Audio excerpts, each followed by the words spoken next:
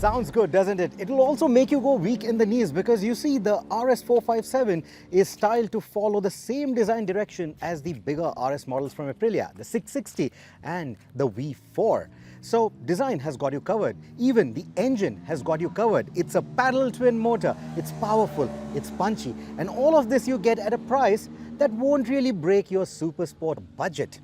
So I think these bases are definitely covered. But you see, we have seen full-fed machines from other manufacturers as well, and there is now a trend where they look fast, they even go fast, but when it comes to the racetrack, they have those sloppy, relaxed, sport tourer ergonomics.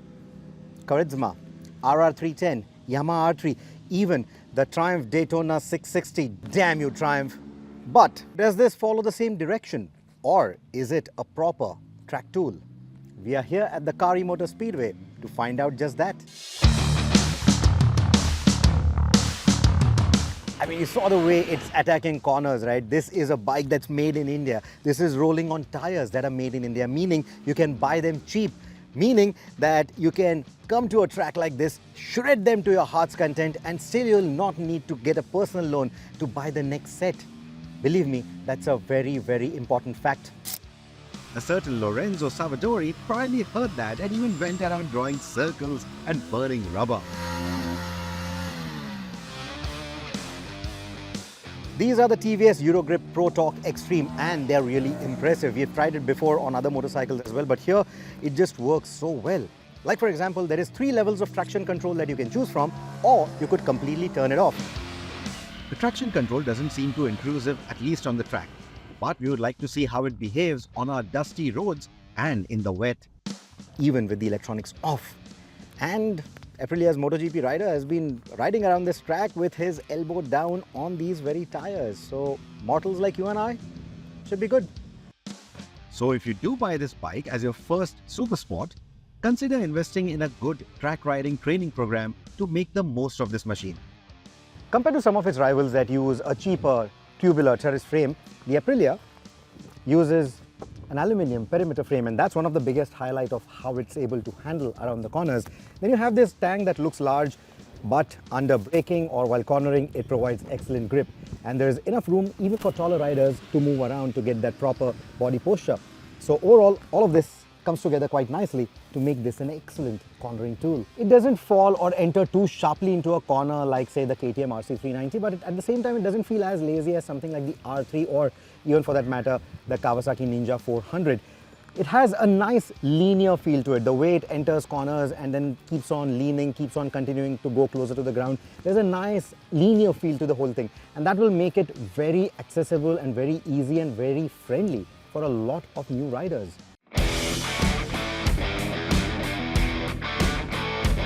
Once you master the braking aspect, which we will come to in a bit, you can effortlessly carve a precise line through the corner. The nosedive remains subtle, yet under aggressive braking, the bike may exhibit a slight tendency to squirm.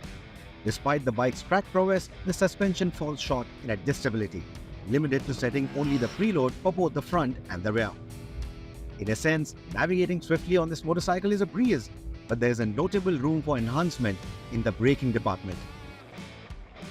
With the RS457, you get 2 levels of ABS. Either you get it on both the wheels or you can turn it off completely on the rear wheel.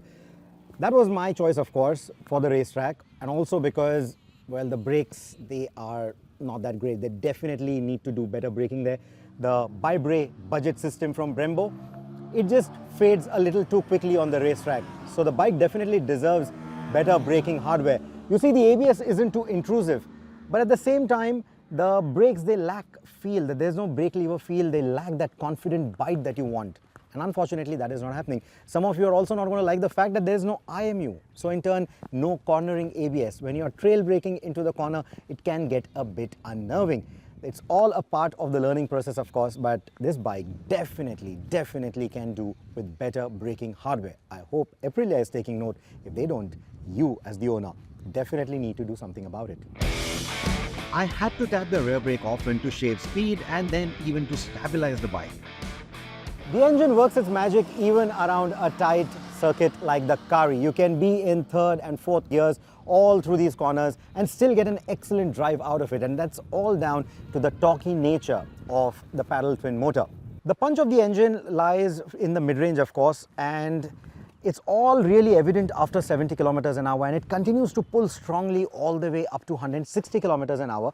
At least that's the top speed that we saw here on the start-finish straight of the Kari before braking for the new C1, for the new layout of the Kari Motor Speedway. But this was in 5th gear. You should be able to easily ride past 170 in 6th gear. The engine definitely shows that promise, and this is before you start playing around with the engine, maybe modifying the gearing and all those kind of things.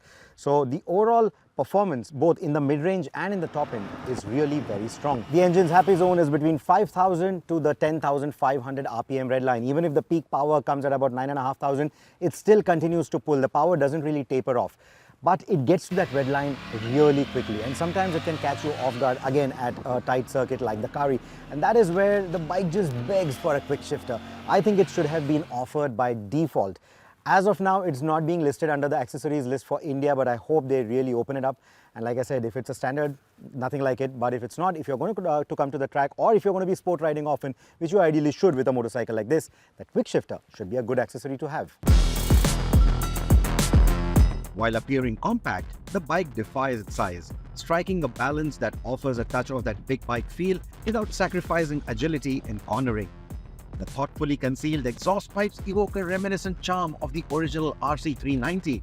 Though certain plastics might lack a premium touch, I hope they resist buzzing or rattling over time, a common concern with such accessible supersport machines. Notably, the detailing on the handlebars or the well-laid instrumentation should divert attention from these concerns, and the ergonomically positioned controls enhance the overall experience. The RS truly distinguishes itself with a standout design, capable of attracting buyers solely on its aesthetic merits. The engine is pretty smooth, and you're not really going to feel too many vibrations both in the handlebars or in the pegs. Now, if you look at the pegs closely, there are no feelers on them, but the pegs are placed in such a way that they offer you excellent cornering clearance for the track. And when you're out on the road, there's excellent ground clearance as well, despite this being a supersport, in supersport terms, of course. What we couldn't gauge is the ride quality on public roads. It should be comparable to the Ninja 400, methinks. The chassis is aluminium, but the swing arm isn't. That is made in stainless steel, which means it is heavier, which means that the rear monoshock is going to have to do a lot more work. But nothing to complain about, at least in terms of the ride and the handling. That said, all this hardware, if it were to be used to make a 210 457, that would be a tasty, naked, fast motorcycle, especially if you never want to come to the track or if you never wanted a full-fed supersport. Opting for stainless steel in the swing arm construction was a cost-effective choice, much like the brakes or certain plastics. However, it does contribute to added weight in the overall build. I'm 5'8" and getting both my feet flat on the ground is not a problem at all. So seat height is covered. Now, in terms of the absolute weight, yes, if you look at the spec sheet, it isn't the lightest motorcycle around, but honestly, you don't really feel the weight in your wrists or in your knees, etc. Maneuvering this bike is absolutely easy, even in tight spaces, or even if you were to just move it on its wheels like the way I'm doing right now. Shouldn't be a problem. So tight parking spots, taking U-turns, riding in congested city environments shouldn't be a worry at all. It has the best power-to-weight ratio in the class though, and it shows on the track. It makes for a decent sport tourer too, but the pillion isn't going to be comfortable with that aggressive seating posture. If you want to go sport touring with the RS457, well, you can do that as well. Getting a comfortable riding posture or an easy riding posture is not too difficult. You can sit a bit upright if you want, so you can get that sport touring posture if you really like, though it is a proper committed track tool like this. In fact, it almost feels like it's a 250, and that's good news. Aprilias typically embody a compact size yet outpace their peers in speed. Currently, if I were in the market for this category, this Aprilia would be on the top of my list. However, it's worth noting that servicing and the maintenance costs might lean towards the pricier side compared to the Japanese or Austrian alternatives. So in conclusion, the RS457 is a very good blend of style, power and handling. And though it is pretty focused as a super sport, it still can be a good all-rounder in the hands of a seasoned, committed rider.